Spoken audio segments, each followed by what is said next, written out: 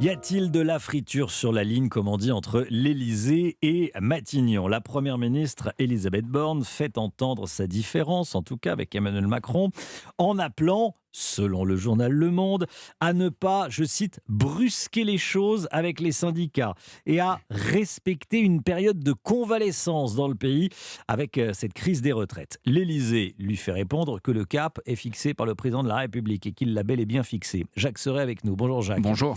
Est-ce que l'Élysée et Matignon sont vraiment sur la même Eh ligne? bien, la Première ministre se démarque d'Emmanuel Macron. En tout cas, Elisabeth Borne se montre plus souple qu'Emmanuel Macron vis-à-vis des syndicats. Il faut laisser reposer. Le pays a besoin d'apaisement, juge la Première ministre.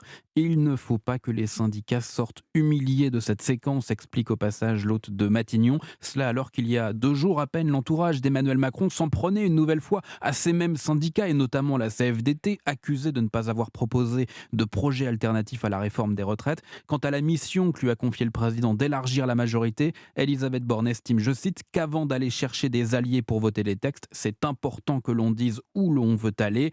Alors la réponse de l'Élysée ne s'est pas fait attendre. Depuis la Chine, le cap a été donné par le président lors de son interview aux 13h, a rappelé fermement ce matin l'entourage d'Emmanuel Macron, de quoi susciter des interrogations sur de possibles dissensions entre les deux têtes de l'exécutif, de quoi pousser aussi Elisabeth Borne à s'en expliquer devant les micros il y a quelques minutes en marge de son déplacement dans l'Aveyron. Les choses sont très claires. Le président de la République fixe le cap. Je travaille à un programme de gouvernement et à un agenda législatif et on partage exactement les mêmes objectifs. Apaiser le pays et on est parfaitement alignés sur ce sujet.